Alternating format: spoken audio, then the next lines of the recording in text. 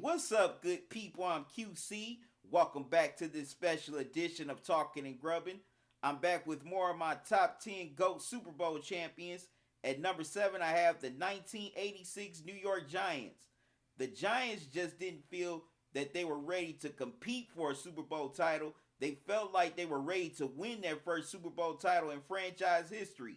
They were coming off of back-to-back playoff appearances where they were eliminated in the divisional round both seasons. But they had all the ingredients that it takes to win a Super Bowl. They had one of the best, if not the best, defense in the NFL. And guess who was their defensive coordinator? Bill Belichick.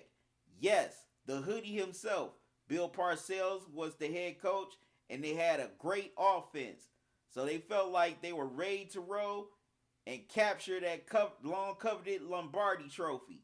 And in 1986, the New York Giants hit the ground running.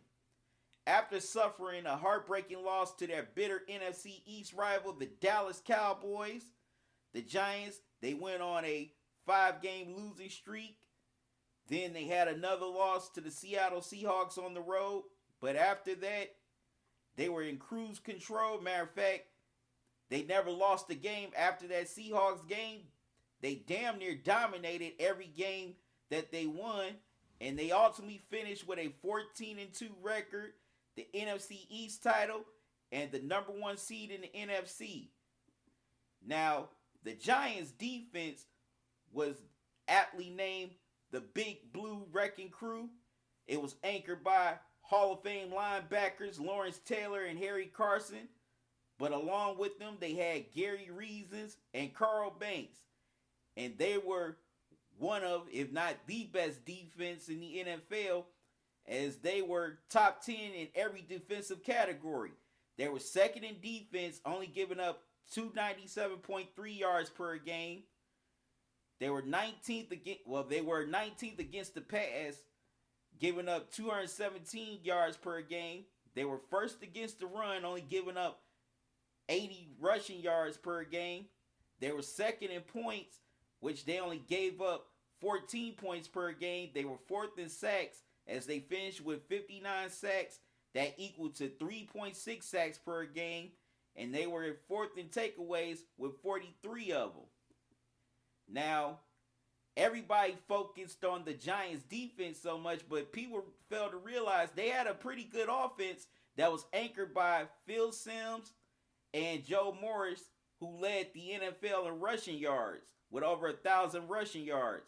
They were 10th in total offense, averaging 336 yards per game, but they were 17th in passing, only averaging 195 yards per game. They were 6th in rushing with 140 yards per game. They were 9th in passing touchdowns with 22 passing TDs per game. That equal to 1.3 TDs per game. They were 7th in rushing TDs, which came out to 18 rushing TDs per game. That equaled 1.1 TDs per game. And they were 8th in points, which they averaged 23.2 points per game.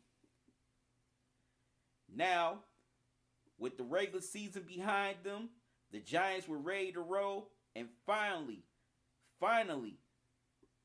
they were ready to start the chase for that coveted Super Bowl title. And they hit the playoffs on the ground running as they dominated the San Francisco 49ers 49-3. Then in the NFC Championship game, they shut out their division rival Washington Redskins 17-0. And now it was on to the Super Bowl, as they felt like, well, they were on the step closer to getting that coveted Vince Lombardi trophy. But John Elway and the Denver Broncos stood in the way of that dream becoming a reality. But in Super Bowl 21, it was all Giants, as they pretty much dominated the Broncos 39-20. And of course, the defense definitely was the main reason why in this Super Bowl, as they got an interception. Also, recovered a couple of fumbles. They made John Elway look pedestrian, although he had 304 yards and a touchdown, but he also had a pick. But Phil Simms was named Super Bowl MVP as he had a great game with 268 yards. He went 22 of 25, 3 touchdowns, and a QBR rating of 150. Wow. I don't know if that's a Super Bowl record, but it's got to be close. It's got to be up there. Also, Joe Morris had a nice game with 67 yards and a touchdown. Mark Bavario, the tight end, he had a good game, 51 yards with a touchdown. But like I said before, it was all the Giants defense that put their fingerprints all over this Super Bowl. Now, the reason why I have the Giants on this list because they were one of the greatest defenses of all time.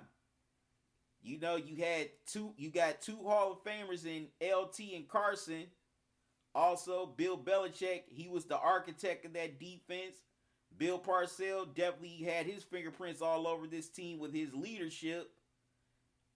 And also, Phil Simms was a pretty good quarterback. I think he gets slept on when people talk about quarterbacks. Phil Simms definitely should get more of his due than what he should because he was definitely a great quarterback. Yeah, he may not have been on the level of Marino, Elway, you know, Joe Montana, guys of that ilk, but Simms could ball.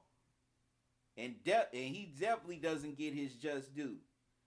But also, just how dominant they were on both sides of the ball. Like I mentioned earlier, a lot of people talk about their defense, and rightfully so, but people forget about their offense. People forget about Joe Morris leading the league in rushing yards. People also forget, that Mark Bavario was an all-pro, Pro Bowl tight end as well. So, this Giants team definitely was that team and definitely one of the greatest Super Bowl champions ever. All right, that's 4 down, 6 more to go. What do you think about the 1986 New York Giants?